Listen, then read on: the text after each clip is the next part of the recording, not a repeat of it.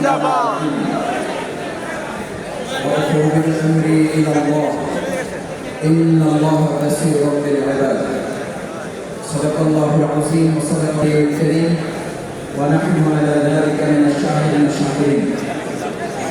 বাংলাদেশ জামাত ইসলামী গণমানুষের অধিকার আদায় আন্দোলনের ঢাকা মহানগরী দক্ষিণ সংগঠনের গুরুত্বপূর্ণ থানা চকবাজার থানার উদ্যোগে আয়োজিত আজকের এই সুধী সমাবেশের সম্মানিত সভাপতি, আজকের এই সমাবেশের সম্মানিত প্রধান অতিথি, বাংলাদেশের গণমানুষের অধিকার আদায় আন্দোলনের সম্মানিত সেনাপতি, বিশ্ব ইসলামী আন্দোলনের অন্যতম নেতা, বাংলাদেশ জামাত ইসলামের সংগ্রামী আমিরে জামাত ডক্টর শফিকুর রহমান, আজকের অনুষ্ঠানের সম্মানিত বিশেষ অতিথিবৃন্দ, সম্মানিত ওলামা ইকরাম, সম্মানিত শিক্ষক মণ্ডলী, মিত্র সমতুল্য সম্মানিত মুরব্বিয়ান ইকরাম, সম্মানিত জনপ্রতিনিধিবৃন্দ, ছাত্র নেতৃবৃন্দ, সম্মানিত সাংবাদিক বন্ধুগণ, সম্মানিত সুধী মণ্ডলী, আসসালামু আলাইকুম ওয়া রাহমাতুল্লাহি ওয়া বারাকাতুহু। ওয়া আলাইকুম সালাম ওয়া রাহমাতুল্লাহি ওয়া বারাকাতুহু। আলহামদুলিল্লাহ যে আল্লাহ সুবহানাহু ওয়া তাআলা আজকে আমাদের এরকম একটি সুন্দর পরিবেশে দেশ এবং দেশের প্রেমকে সামনে রেখে ইসলামী মূল্যবোধের ভিত্তিতে আমরা কিছু কথা বলার সুযোগ তিনি তৈরি করে দিয়েছেন। সম্মানিত সুধী মণ্ডলী, প্রধান অতিথি এবং অন্যতম বিশেষ অতিথিবৃন্দ বক্তব্য রাখবেন।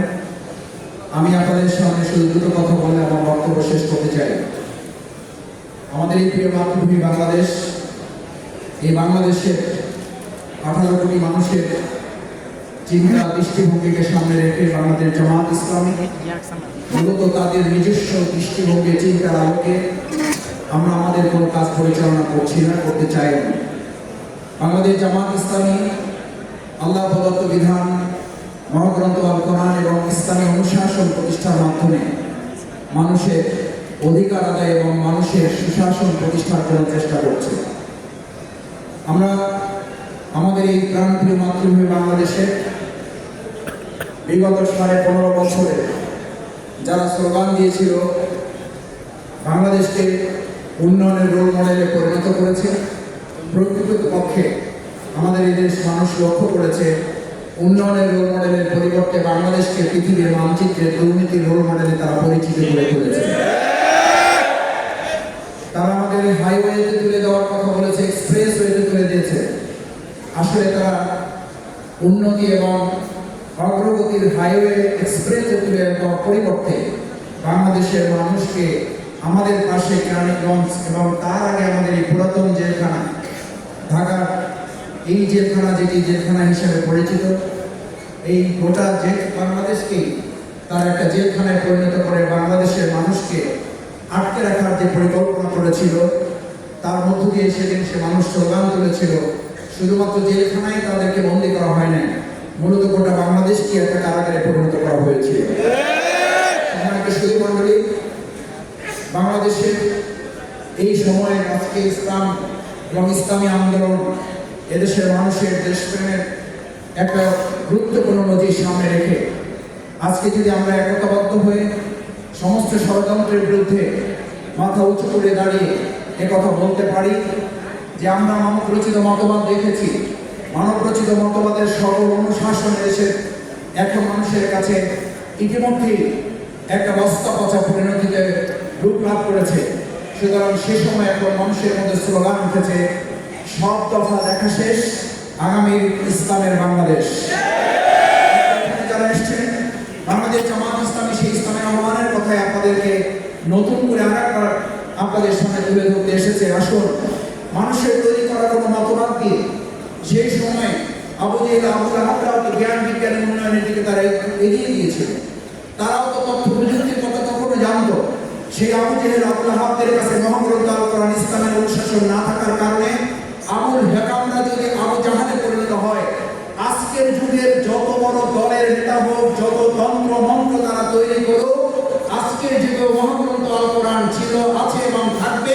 সুতরাং মহাগ্রন্থ আল কোরআনের বাইরে যারা থাকবে তারা আবুল হেকাম হবে না,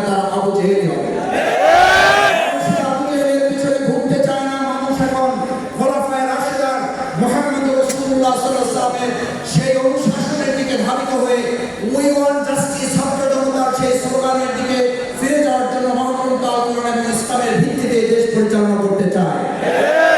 আমাদের সুধী মণ্ডলীকে অনুরোধ করতে চাই, আসুন বাংলাদেশ জামাত ইসলামী আজকের এই প্রাণপ্রিয় মাধ্যমিক বাংলাদেশ শহর ঢাকা মহানগরীকে ইসলামের মহানগরীতে পরিণত করতে চাইলে, বাংলাদেশের রাজধানী ঢাকা, ঢাকাকে ইসলামের রাজধানীতে পরিণত করতে পারলে গোটা বাংলাদেশে আমরা ইসলামের আন্দোলনের, ইসলামের অনুশাসনের একটা সুন্দর উদাহরণ আমরা সম্মানিত ভাই এবং বন্ধুগণ, আজকের এই ছাত্র জনতা যখন ইসলামী অনুশাসন দেশপ্রেমের ভিত্তিতে গণ অভ্যুত্থানের রচনা করেছে, ঠিক সত্যি আমরা আমাদের একটা স্বৈরাচারের ফ্যাসিস্টের দেয়াল হয়তো ভাঙতে পেরেছি, কিন্তু এখনো এই বালু কণা যেখানে যেখানে আছে তারা সেখান থেকে আবার আওয়াজ তোলার চেষ্টা করছে।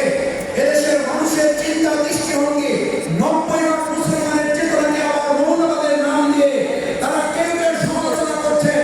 আমরা দায়িত্বহীন কণ্ঠে বলতে চাই, 90% মুসলমানের দেশে মৌলবাদের কান্না তুলে এদেশের মানুষের অধিকার থেকে আমাদেরকে আর রোধ করা যাবে না।